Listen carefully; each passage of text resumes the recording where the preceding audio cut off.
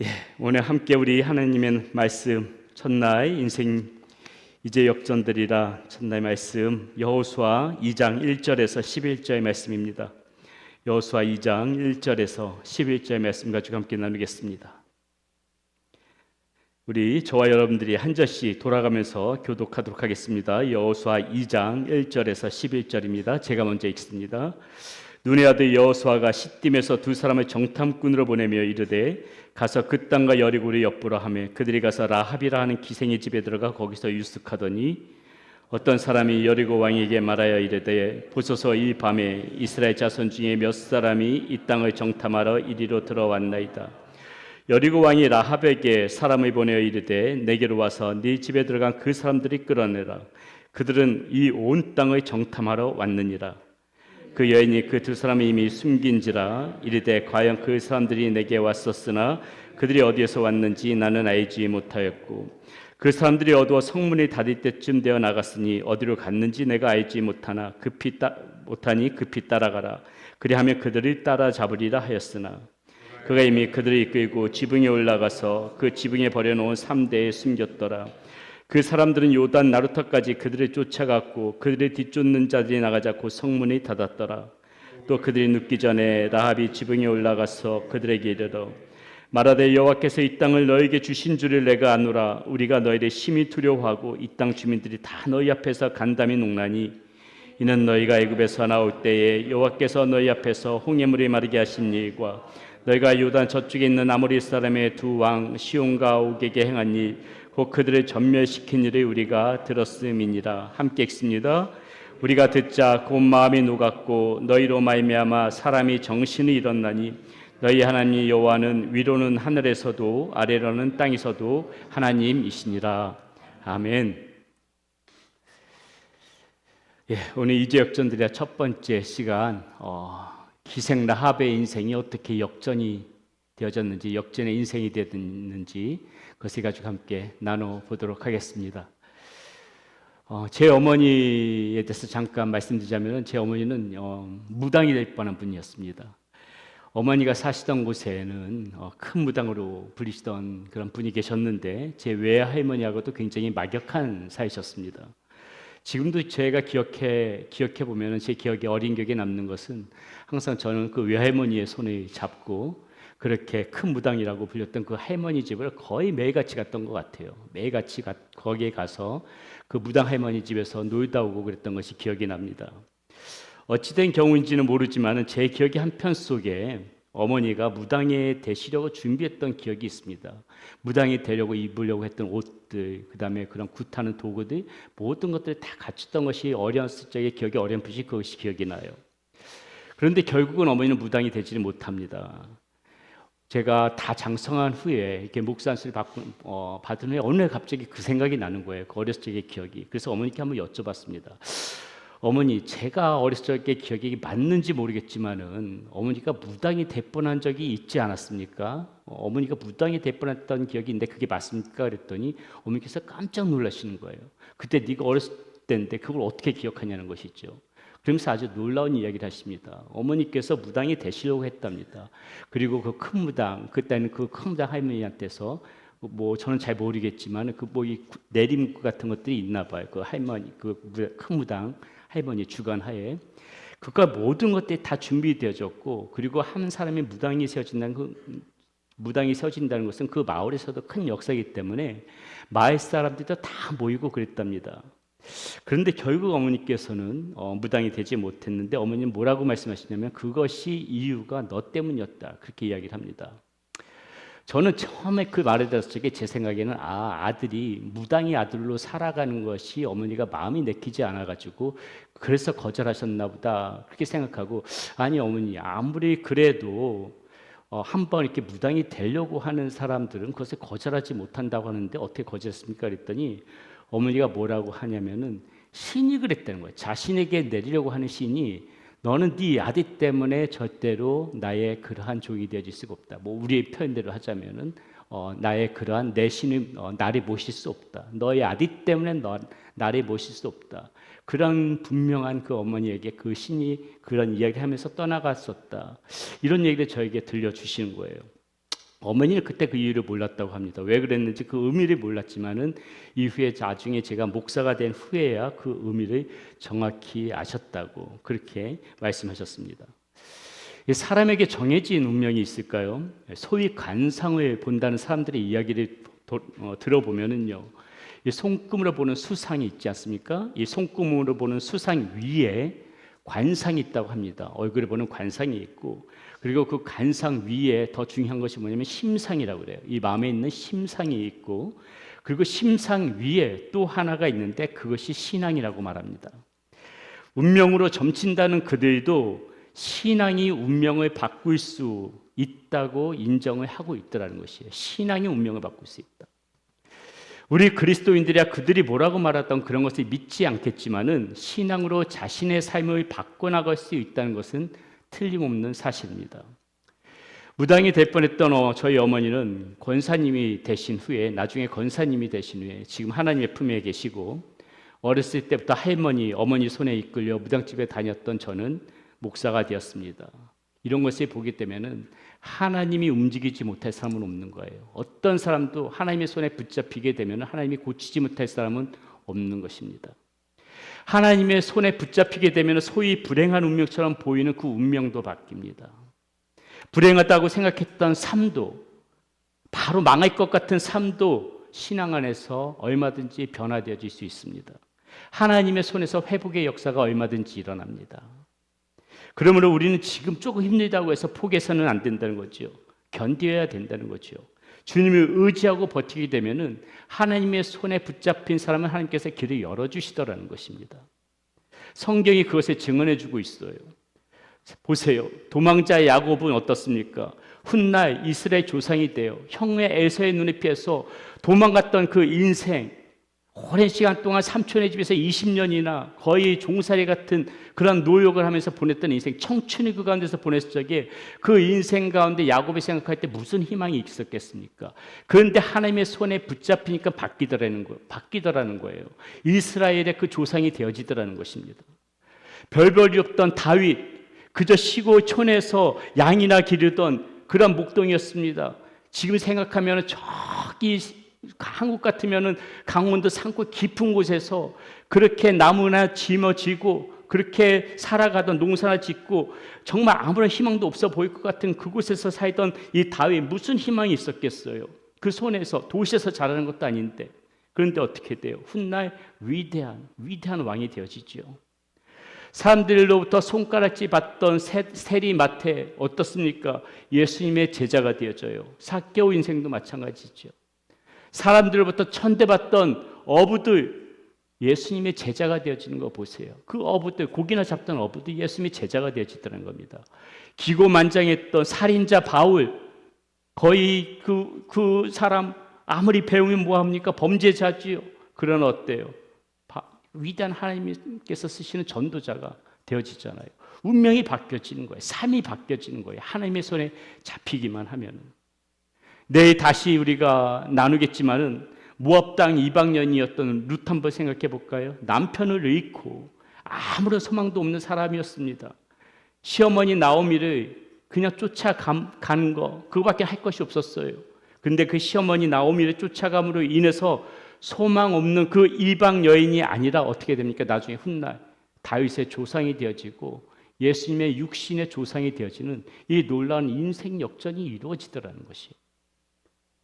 그리고 오늘 다 이제 이 룻과 같이 너무나도 비슷하게 운명이 바뀌어지는 한 여인을 본문에서 소개하고 있는데 그 여인이 지금 누구라고요?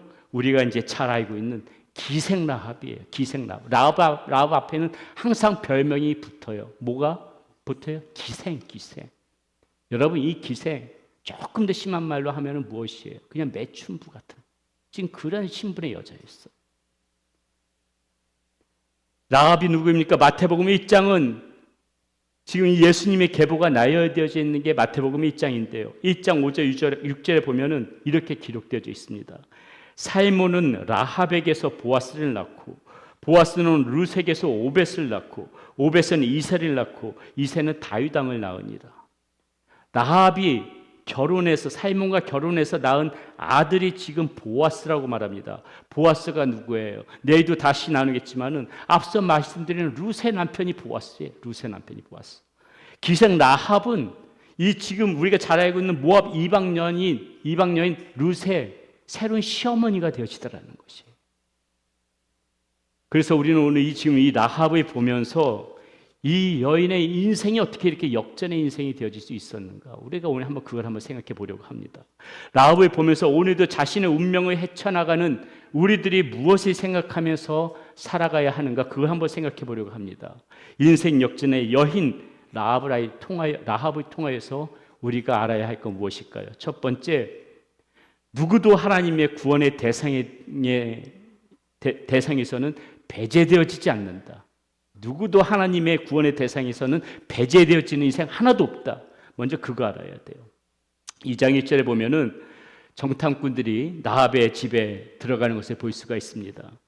라합이 기생이었기 때문에 아마 그곳에는 많은 사람들이 드나들나거렸을 거예요. 일종의 술집이죠.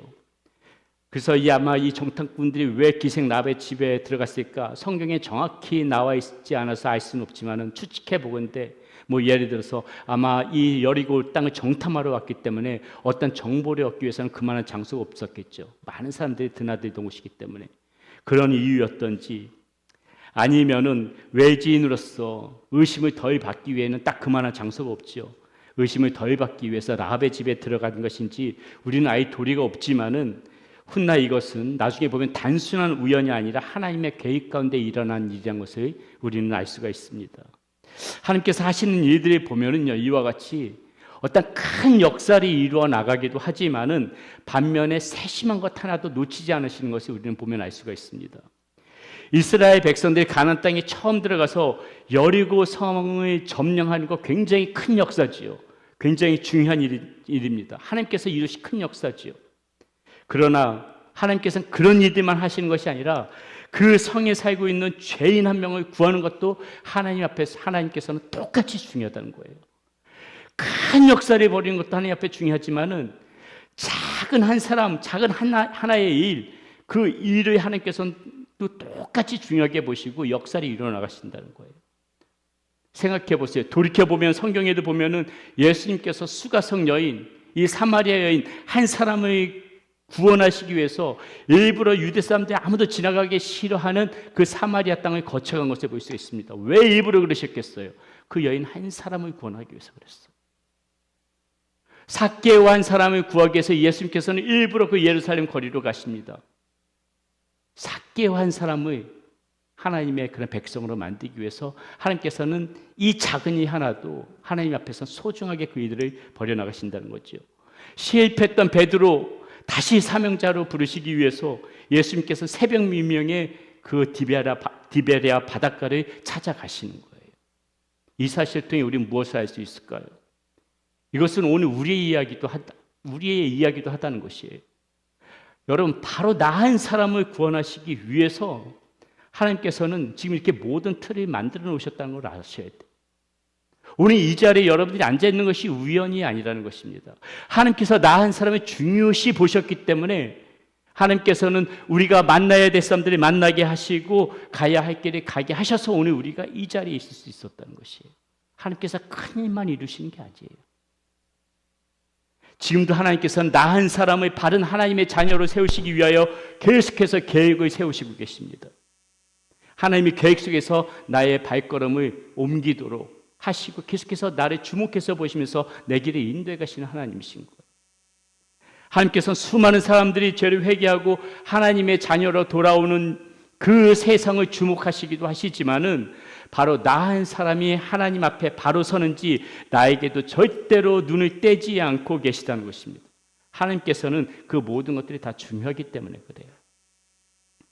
또 하나 우리가 생각해 볼 것은 왜 하필 여리고에서 구원의 사람으로 이 죄 많은 여인이었던 라합을 선택하셨느냐는 것입니다.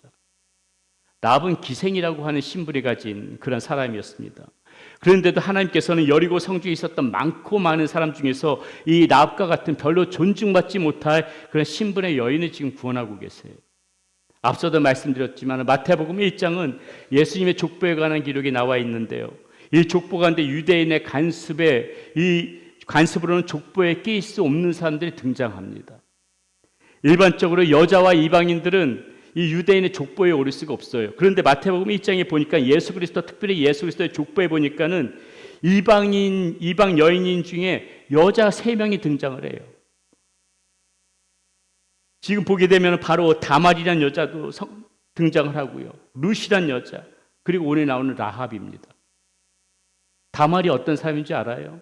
유다의 며느리로서 시아버지와 동침한 가나안 여인이었습니다. 예수님의 족보에 오른다는 건 언간생신이죠. 룻은 내일도 다시 보겠지만 영원히 여호와의 총에 들어올 수 없다고 이야기하는 모압 족속의 이방 여인이었습니다. 그리고 라합, 오늘 보게 되는 라합, 하나님의 심판의 대상인 여리고성의 거민으로서 신분도 기생이었어요.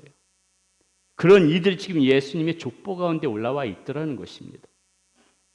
성경은 이 사실을 통해서 우리에게 무엇을 지금 말해주고 있는 것입니까? 왜 이런 사실을 우리에게 알려주는 것이에요? 바로 하나님의 구원의 은총은 어떤 누구도 배제하지 않는다. 어떤 누구도 하나님의 구원에서 벗어날 사람은 없다. 그 사람이 어떤 신분이든 그 사람이 어떤 모습의 죄인이든 구원에서 배제될 사람은 없다는 것입니다. 누구든지 회개하고 예수 그리스도를 믿음으로 영접하게 되면은 그 사람의 과거의 현재 삶이 어떤 삶이었던지 간에 그것은 더 이상 문제가 되어지지 않는다는 것이에요. 하나님의 구원에는 차별이 없다는 것이에요. 예수 그리스도의 은혜는 고귀한 신분이든 천한 신분이든 부자든 가난하든 많이 배운 사람이든 그렇지 않은 사람이든 남자든 여자든 건강한 자든 병든 자든 모든 사람에게 똑같이 흘러들어갑니다. 똑같이 흘러들어가요. 그러므로 여러분 기억하시기 바랍니다. 인생 역전은 어디서부터 시작하는가? 내가 어떤 존재인가 정체성을 먼저 깨닫는 것에서부터 시작하는 거예요. 내가 하나님 앞에서 이런 존재구나. 내가 하나님 앞에서 이런 존재지. 이것을 깨닫는 데서부터 우리 삶의 역전을 벌어지기 시작하는 거예요. 거기서부터 출발하는 겁니다. 하나님께서 구원받지 못할 사람은 아무도 없다. 우리가 어떤 인생을 살아왔던 하나님께서는 우리를 어떤 그런 그 구원의 대상에서 절대로 배제하지 않는다. 내가 그런 존재다. 내가 그런 존재다. 나의 과거의 삶이 어땠던지 간에 내가 어떤 삶을 살아왔던지 간에 오늘 내가 이 자리에 있다는 것은 하나님께서 나를 택하시고 나를 부르시고 나를 하나님의 자녀로 삼으셨다는 증거다. 이러한 정체성을 먼저 갖는 데서부터 우리의 인생의 출발, 바뀌어지는 인생의 출발은 거기서부터 시작한다는 것을 기억하시기를 바라겠습니다. 두 번째, 어떻게 인생 역전의 이 라합은 이루었을까? 은혜 받을 만한 때를 붙잡더라. 은혜 받을 만한 그때를 놓치지 않고 붙잡더라. 자, 보세요. 정탐꾼들이 라합의 집에 숨어들었을 적에 그것을 목격한 사람들이 있었습니다. 그들이 여리고 왕에게 그 사실을 고발합니다. 그리고 왕의 군사들이 이제 라합의 집에 들이닥쳐요. 그런데 라합은 어떻게 합니까? 그 정탐꾼들이 지붕에 숨기죠. 들이닥쳐 지붕에 숨기고 뭐라고 말합니까? 그들이 내게로 오긴 왔었다. 오기는 왔었지만은 이 성문을 닫을 때쯤에 저쪽으로 나가더라. 이렇게 거짓말을 시킵니다. 이 사건은 이대로 하나의 에피소드로 끝낼 수 있었습니다. 자, 이제 날이 밝아서 정탐꾼들도 자기 갈 길에 가면은 모든 일은 아무런 일도 없었던 것처럼 그냥 그렇게 맞춰질 수가 있었어요. 그렇게 흘러갈 수 있었어요. 그런데 여러분, 오늘 말씀해 보니까 지금 라합은 그렇게 하지 않아요. 그대로 흘러가게 내버려 두지 않더라는 것이에요. 자, 8절 말씀 보겠습니다. 또 그들이 눕기 전에 라합이 지붕에 올라가서 그들에게 이르러, 이런 말씀이 나오네요.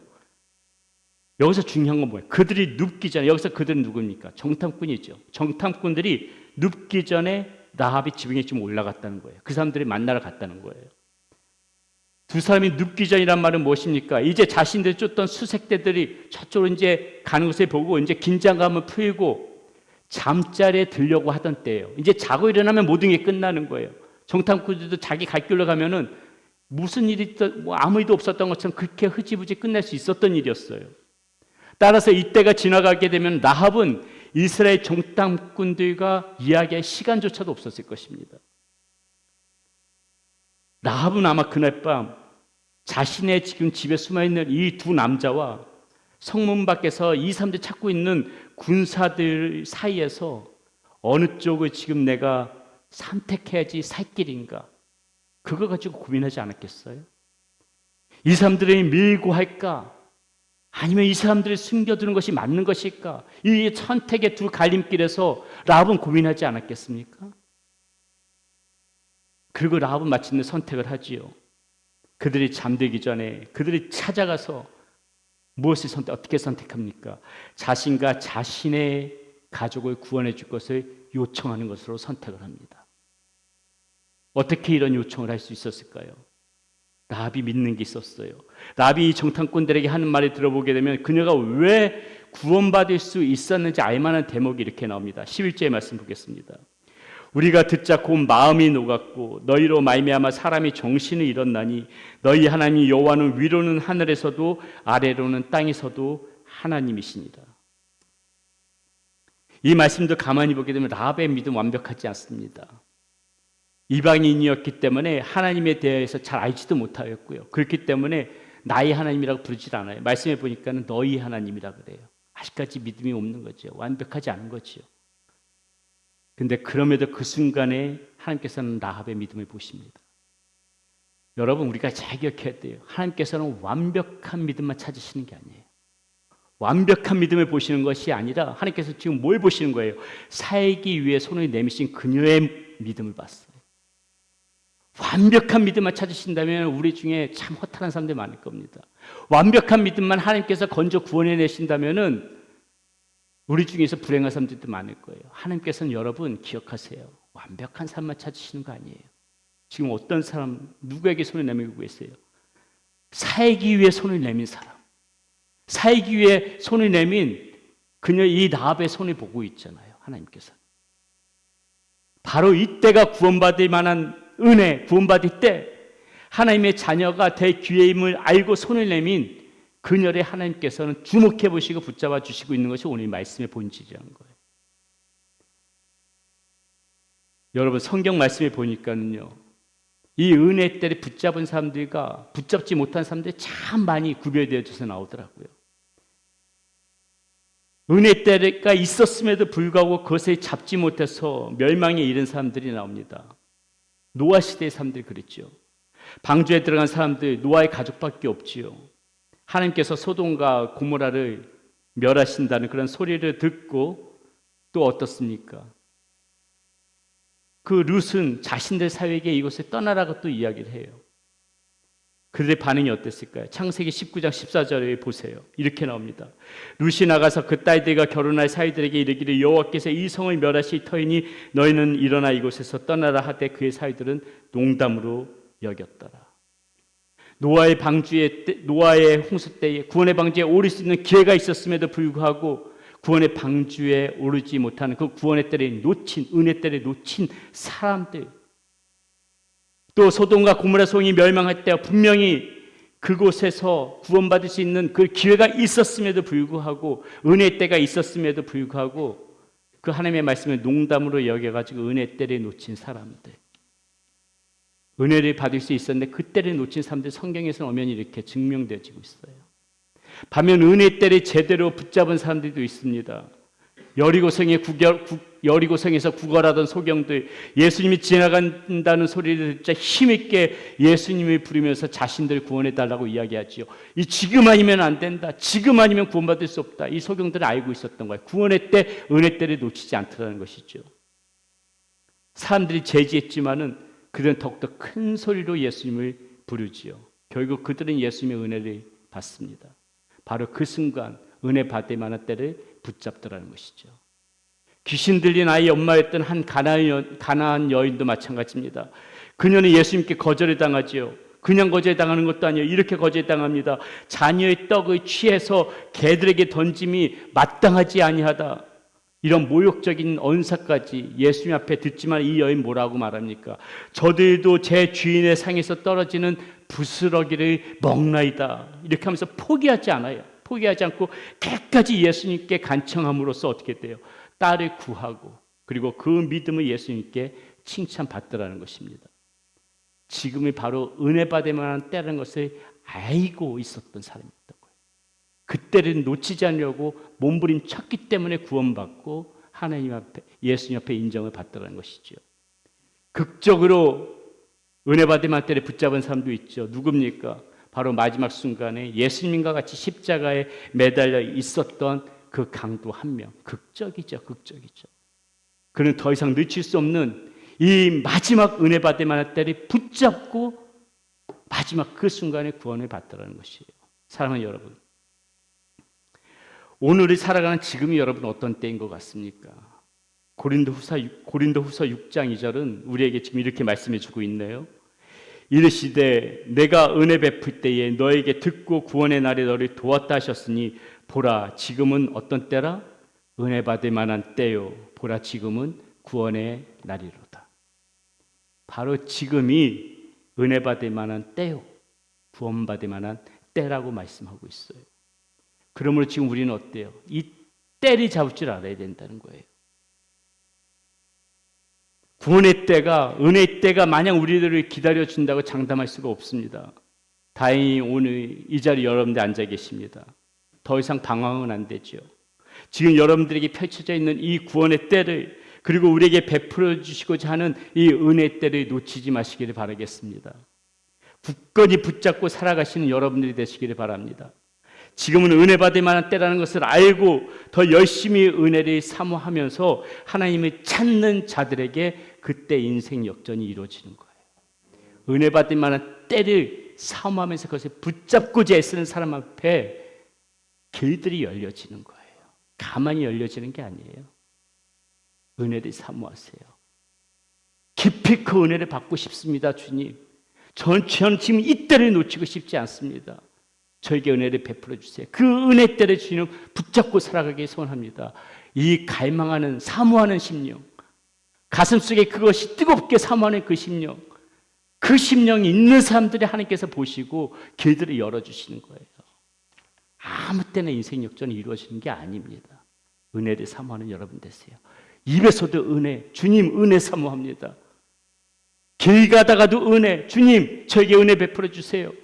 잠자리에 들어서도 은혜, 주님 저에게 은혜가 필요합니다. 일어나서도 은혜, 주님 오늘 하루도 은혜 없이는 제가 살아갈 수 없습니다. 은혜를 사모하는 자에게 왜 하나님께서 길들을 열어주시지 않겠어요? 은혜를 사모하는 자들에게 왜 하나님께서 그 인생이 어떤 인생이든 그 인생을 바꿔주시지 않겠습니까? 은혜를 사모하는 자들에게 인생에 열리는 길이 있고 승리의 길이 있음을 믿으시기를 바라겠습니다. 마지막에 이렇게 은혜 받을 만한 때라는 것을 알았다면 이제 어떻게 되는가? 예수님의 보혈로 우리를 이제 완전히 덮어버려야 된다. 라합으로부터 구원해 줄 것을 요청받은 이 정탐꾼들은 라합에게 다음과 같이 약속을 합니다. 여호수아 2장 18절 말씀 보겠습니다. 우리가 이 땅에 들어올 때에 우리를 달아내린 창문에 이 붉은 줄을 매고 네 부모와 형제와 내 아버지의 가족을 다 네 집에 모으라. 그리고 그 결과 어떻게 됩니까? 여호수아 6장 25절에 이렇게 나오죠. 여호수아가 기생 라합과 그의 아버지의 가족과 그에게 속한 모든 것을 살렸으므로 그가 오늘까지 이스라엘 중에 거주하였으니 이는 여호수아가 여리고를 정탐하려고 보낸 사자들이 숨겼음이었더라. 우리가 이 성을 점령할 때에 너희 집 창문에 붉은 줄을 들여서 표시를 해두라고 이 정탐꾼들이 말하지요. 그러면 그것이 너희 집인 줄 알고 너와 너희 가족을 구하겠다고 약속을 해줍니다. 그리고 약속대로 이스라엘 백성들이 이제 여리고 성을 점령할 때에 라합과 그의 가족들을 구원해냅니다. 유대의 전설에 의하면은 이때 정탐꾼 중에 한 명이 훗날 라합의 남편인 살몬이었다. 이렇게 전해져 내려오고 있는 것을 볼 수가 있습니다. 우리는 이 장면이 왠지 익숙합니다. 여러분, 이 붉은 줄이 들여지는 것이 보면서 여러분 무엇이 떠올려지세요? 바로 이스라엘 백성들이 출애굽하기 직전에 애굽 땅에서 10번째 재앙이 내려질 때 어떻게 됩니까? 이스라엘 백성들은 자신들의 집 문설주에 어린 양의 그 붉은 피를 바르지요. 그때 죽음의 사신이 그 집에 넘어갈 수 있도록 했습니다. 그 사건이 바로 우리가 잘 알고 있는 유월절 사건이죠. 이스라엘 백성들의 죽음으로부터 구원한 이 어린 양의 붉은 피. 그리고 오늘 이 라합의 집 창문가로 드리워진 붉은 줄, 그리고 훗날 오랜 세월이 지난 후에 저와 여러분, 우리 모든 인류를 구원하시기 위한 예수님의 보혈의 피, 이 모든 것들이 다 우연일까요? 큰 역사의 주기를 놓고 볼 때 이게 다 우연이겠습니까? 놀라운 거지요. 유월절에 그 어린 양의 피, 라합의 집 한 사람의 인생 가운데서도 내려졌던 그 붉은 줄, 그리고 예수님의 보혈의 피, 무심코 흘려보냈던 각자 개별적인 사건들이 같지만 이 사건 하나들을 다 엮다 보게 되면은 이미도 만세 전부터 우리를 구원하시기 위한 하나님의 계획들이 다 담겨져 있었구나. 다 의미가 있었구나. 하나도 그냥 대충 이루어진 일이 없구나. 하나님께서는 다 이렇게 의미를 담아두셔가지고 역사를 벌이셨구나. 그게 깨닫게 되어지더라는 것이죠. 이미도 유월절에서 어린 양의 피를 잡을 때부터 하나님께서는 우리들을 구원하시기 위한 예수님을 준비해두고 계신 거예요. 라합 한 사람의 인생을 구원하기 위해서 붉은 줄을 내려라, 그러면 살 것이다. 이때부터 하나님께서는 예수 그리스도를 계획 속에 다 담아두셨던 거예요. 예수 그리스도 보혈의 피만이 우리들을 구원할 수 있다. 너를 구원할 수 있다. 그걸 이미 만세 전부터 우리들에게 알려주셨다는 거죠. 이미도 하나님께서 예수 그리스도를 우리에게 보내주실 계획을 가지시고 이렇게 성경 곳곳에 예수님을 알만한 장치들을 다 마련해 놓으시더라는 것입니다. 그러므로 성경 전체는 여러분, 우리가 알아야 될 건 무엇인가? 예수님의 이야기예요. 신약 성경에만 예수님이 등장하는 것이 아니라 성경은 처음부터 예수님을 중심으로 짜여진 말씀이라는 것이에요. 창세기부터 그 옷이 예수님을 향해서 이야기들이 전개되어 나가고 있는 것이 우리가 보고 있는 구약 성경이고요. 그리고 예수님께서 이 땅 가운데 오셔서 고난을 받으시고 십자가에 못 박혀 달려 돌아가시고 부활하시고 승천하시고 난 후에 이제 성경의 마지막을 장식하고 있는 요한계시록은 다시 오실 그 예수님에 관하여 말씀하시는 것으로 마무리되어지더라는 것이죠. 그러므로 우리 믿음의 본질, 이 성경의 본질은 예수 그리스도인 거예요. 예수 그리스도. 그럼 이제 우리가 마지막으로 무엇을 해야 되겠습니까? 이스라엘 백성들이 어린 양의 피로 자신들의 생명이 구원받았듯이 오늘 본문에서 보고 있는 라합과 그의 가족들이 창문에 붉은 줄을 들이움으로써 그 생명의 구원을 받았듯이 오늘 저와 여러분들 우리 마음 가운데 이제 무엇을 해야 되는가? 주님의 보혈의 피로 덮어져야 된다는 거예요. 덮어져야 된다는 거예요. 여기서부터 우리 삶의 승리가 시작되어지는 거예요. 보혈의 피로 덮어질 때. 여리고성이 무너질 때 붉은 줄 하나에 자기의 가족의 생명을 걸고 아마 라합은 창문 앞에서 떨고 있었을 것입니다. 사시나무 떨듯이 떨고 있었을 거예요. 하라고 해서 붉은 줄이 내렸지만은 과연 우리 가족이 구원받을 수 있을까? 얼마나 긴장됐겠어요. 떨고 있었을 거예요. 여러분, 우리도 마찬가지지요. 눈에 보이지 않는 이 예수님의 보혈의 피에 우리 인생을 맡긴다? 언제나 두려움을 동반합니다. 과연 내가 예수님 보혈의 피를 믿는다고 하지만 과연 지금 이 믿음 가운데서 내가 이겨낼 수 있을까? 승리할 수 있을까? 여러분들 어떻게 생각하실지 모릅니다. 아니야, 나는 이미 너무 늦은 것 같아. 라합은 그래도 용기가 있었지만 나는 용기도 없는데. 예수님을 믿고 예수님한테 내 인생을 맡기고 나의 어떤 계획들을 맡기고 주님을 믿어서 내가 이렇게 일들을 벌이고 주님을 믿어서 어떤 계획을 짜고 했지만은 우리 마음 가운데 이 라합처럼 여전히 불안감은 있어요. 당연한 겁니다. 확신이 없을 때도 있어요. 두려울 수밖에 없어요. 마치 나는 믿었으니까 걱정 없어. 아유, 예수님한테 맡겼으니까는 나는 뭐 만사태평이야.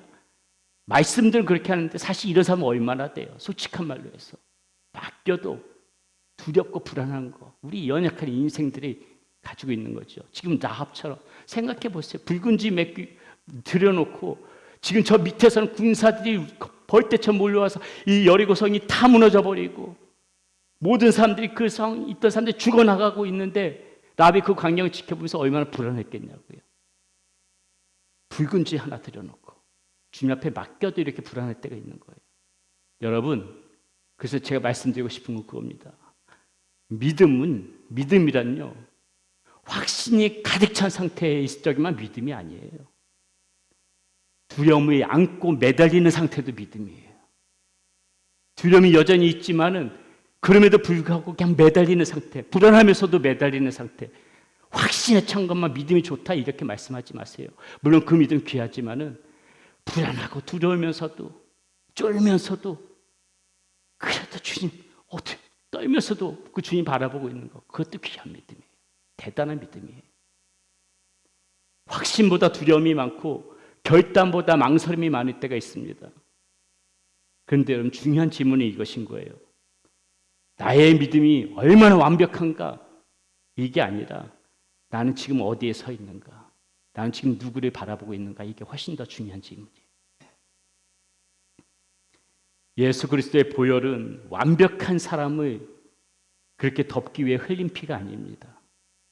라합처럼, 그리고 바로 저와 여러분 같이 살기 위해 손을 내민 그 사람을 덮는 피예요.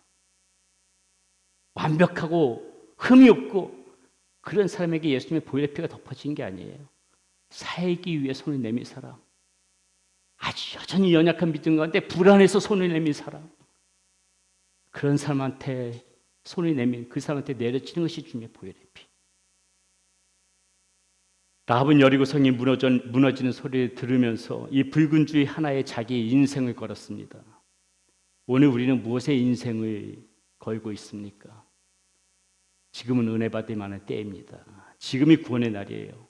완벽하지 않아도 괜찮습니다. 두려움이 있어도 괜찮습니다. 다만 방향은 분명히 하시기를 바랍니다. 예수 그리스도의 보혈 아래로 여러분의 삶을 그 안으로 집어넣으세요. 방향만이라도 바로 잡으세요. 완벽하게 서지 않아도 돼요.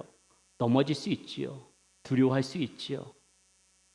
그러나 여러분, 방향만은 바로 그 주님의 보혈의 피 아래로 자꾸 여러분 인생을 집어넣으시란 말입니다. 그때 하나님께서는 라합의 인생을 이렇게 역전의 인생으로 바꾸셨던 것처럼 저와 여러분의 이야기도 하나님의 이야기로 다시 써내려 가실 것이라고 믿습니다. 그런 인생 역전이 여러분들 가운데 올 한 해 있기를 바라겠습니다.